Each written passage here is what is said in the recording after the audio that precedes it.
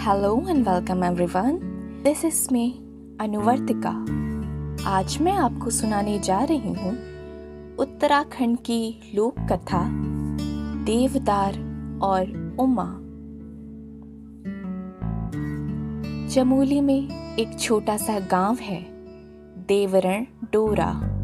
कई साल पहले इसी गांव में भवानी दत्त नामक एक पुरोहित रहते थे। वे गांव के शिव मंदिर के पुजारी थे। उनकी एक बेटी थी, उमा। वो अपने पिता के समान ही धार्मिक स्वभाव वाली थी। वो रोज अपने पिता के साथ मंदिर जाती। मंदिर की साफ सफाई के बाद वो शिव की पूजा करती।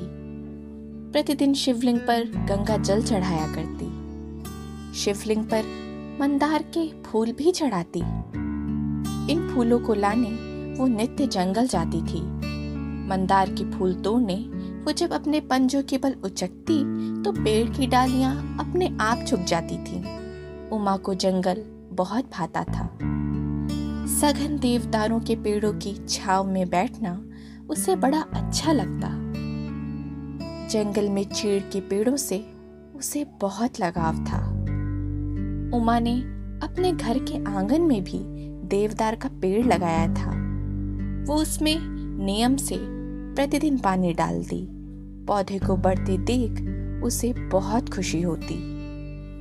नित्य की भांति एक दिन उमा अपने पिता के साथ मंदिर जा रही थी।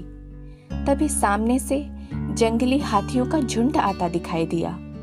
उमा डर कर अपने पिता से चिपट गई। पिता ने प्यार से उसे समझाया, बेटा डरो नहीं, ये हाथियों का झुंड जंगल में घूमने आया है। लगता है इन हाथियों को भी हमारी तरह जंगल के देवदार पसंद हैं। थोड़ी देर में ये चले जाएंगे। मंदिर में पूजा करने के बाद उमा रोज की तरह जंगल की ओर चली गई। लेकिन काफी देर तक वो नहीं लौटी तो भवानी दत्त को चिंता होने लगी। बेटी की तलाश में वे भी जंगल गए।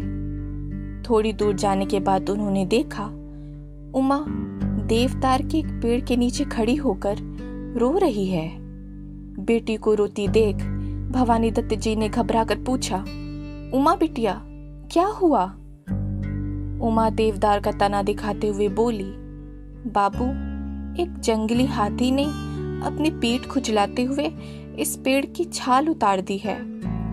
इसे कितना दर्द हो रहा होगा ना। देवदार के प्रति बेटी का स्नेह देखकर भवानी दत्त का हृदय भी करुणा से भर उठा। वे सोचने लगे कि मेरी नन्ही सी बेटी का हृदय कितना विशाल है, जो पेड़ों के प्रति भी इतना ममतामय है। कहा जाता है कि नन्ही उमा ही अगले जन्म में हिमालय की पुत्री उमा बनी। शिव जी का जब उमा से विवाह हुआ तो उन्होंने उनकी तपस्या से प्रसन्न होकर हिमालय में उगने वाले इन देवदार वृक्षों को अपने दत्तक पुत्र के रूप में स्वीकार किया। कहते हैं कि शिव पार्वती इन देवदार वृक्षों से पुत्रवत स्नेह करते थे। उनकी ममतामयी दृष्टि आज भी देवदार वृक्षों पर बनी हुई है।